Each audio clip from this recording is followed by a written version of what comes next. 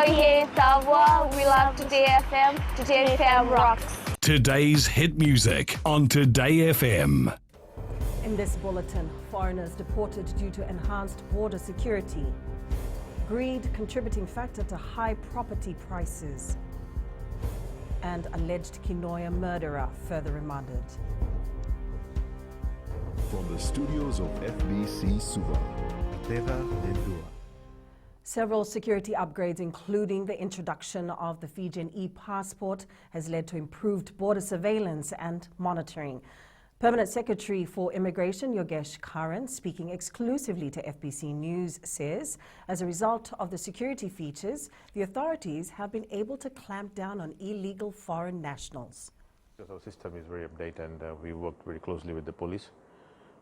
Following last week, we had carried out a raid and 9 people were deported. Karan says in addition to enhanced border protection at our international ports of entry, there is also the option to ensure Fijians have access to more visa-free travel in the near future. And our security features on the Fiji passport is very high at the moment. We looked at 15 years ahead, and we can put in any information we want on the chip, because more or less the chip is like a smartphone with the technical abilities.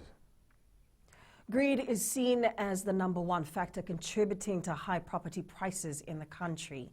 Real estate agents have revealed that it's a challenge for them to deal with vendors who are unrealistic with their property prices. Director of Bayshore Real Estate, Arif Khan, says buyers are not willing to purchase properties priced higher than the valuation price, and this is affecting the current market. Vendors who are unrealistic with their prices, so we would recommend the vendors to get valuation done, and the pricing should be along the lines with what is suggested. Generally, some of the owners tend to ask higher than the valuation price. A 52-year-old man who allegedly murdered his wife in Kinoya last month has been remanded. Fatai Penny appeared in the Suva High Court today. It is alleged that Penny and the deceased had an argument on December 29th as his wife had come to spend the holiday with the family. It is alleged that Penny questioned his wife if she had a de facto relationship and had later stabbed her twice on the chest. The state has been given more time to file information and disclosures. The matter will be recalled on February 21st for plea. With the second week of the 2020 school year well underway, the Minister for Education is calling on school heads to be considerate in their line of work. Minister Rosie Akbar says she hopes no teachers will have to write to her complaining about the behaviors of their heads of school this year. The minister says heads of schools need to cooperate well with their staff in the most possible way and submit written letters to the ministry if they feel the need to promote any staff who has been going the extra mile in performance. Heads of schools have also been reminded to lead by example and note there is no compromise to productivity. We have some heads of schools who are termed as Hitlers,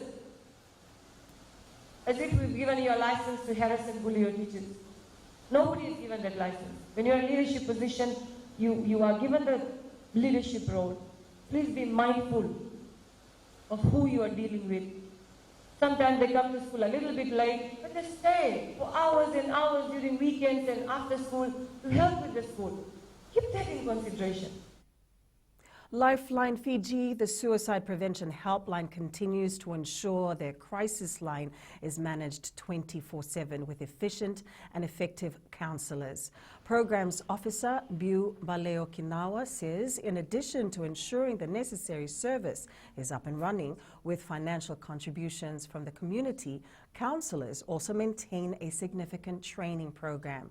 She adds 74% of the calls received by Lifeline Fiji is due to the lack of help available to victims of stress, depression and traumatic situations. Baleo Kinawa reiterated that Lifeline Fiji has 10 crisis support workers and counsellors who work in shifts and provide support to callers. The Rewa Water Taxi has called on the Waterways Ministry to dredge the Nasali River. This follows the debris left after a heavy downpour which hinders the services provided by them. Water taxi operator Marika Wuninduvu says this has caused the river to become shallow during low tide and transporting villagers is a challenge. Meanwhile, the Waterways Ministry is expected to comment on the issue later. One of the challenges we face is the shallowness of the water. We are paying our license to operate, we are paying the tax, so we need the government's assistance to try and dredge the river so that we can ensure that the services we provide is safe. And still hope for Fiji boxers to qualify for Olympics. Stay with us.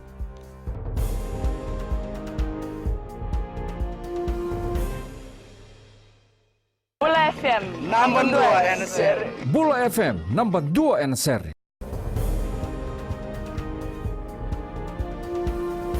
If it wasn't for the Nawaka Sevens tournament, we would not have Melinda Nalangi leading the Fiji Sevens team now, says Paradise Beverages Fiji General Manager Sales and Corporate Affairs, Joe Roden Sr.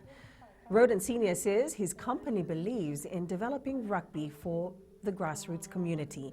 He believes tournaments such as the Nawaka Sevens enables youth to find a pathway for the betterment of their career in sports. A lot of our players that have come through the Sevens team, have gone on and represented Fiji in the 15 and are playing rugby overseas, right? One of our top forwards, that's just changed club from France to England.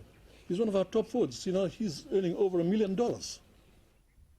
Meanwhile, the Fiji Bita Nawaka Sevens tournament was launched yesterday and will be held from the 21st to the 22nd of next month.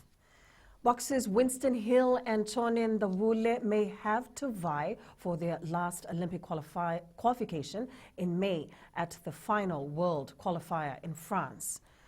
This is after the Asia Oceania Tokyo 2020 qualifier scheduled to take place in Wuhan next month was cancelled due to the coronavirus outbreak in China. Team Fiji's chef de mission, Patrick Bauer, says they will be notified on any other alternative. Fiji will be notified of any new developments in this regard, so the Boxing Task Force will have us informed, and the Chinese Olympic Committee is working to find alternatives to this competition. This could be the duo's last chance to qualify for the Olympics. There has been no love lost between Nick Kyrgios and Rafael Nadal at the Australian Open. Kyrgios did his best to provoke the world #1 as a showdown looms between the pair in the 4th round. More from TVNZ. Nick Kyrgios was praised for his measured opening win earlier this week. On day 4 in Melbourne, the Aussie was back to his provocative best. Annoyed after being given the hurry-up from the umpire, Kyrgios took aim at his nemesis, Rafael Nadal, mimicking the Spaniard's service routine, even down to the top seed's infamous pants fiddling.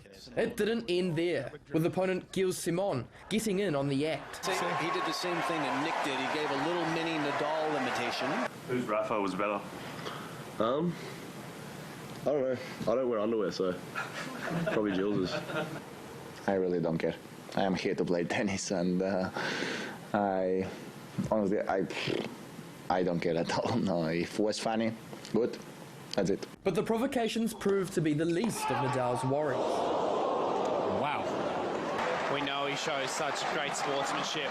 The world #1 sealed his apology with a kiss, although that provoked more ribbing from the Melbourne crowd. Don't worry about your wife for a second. Oh, no, I'm not worried at all. Probably after 15 years, she doesn't care much. In the women's draw, Wimbledon champion Simona Halep marched into the 3rd round. She joins top seed Ash Barty, along with defending champion Naomi Osaka and Serena Williams, who are all in action today.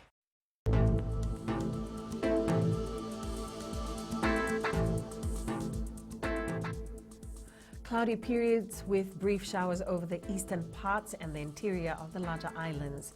Elsewhere, fine apart from afternoon or evening showers. And that is your FBC News now. Remember to join us at 7 p.m. for our major bulletin. For these stories and others, you can also tune in daily to our sister radio station, Gold FM. Safe weekend and good afternoon.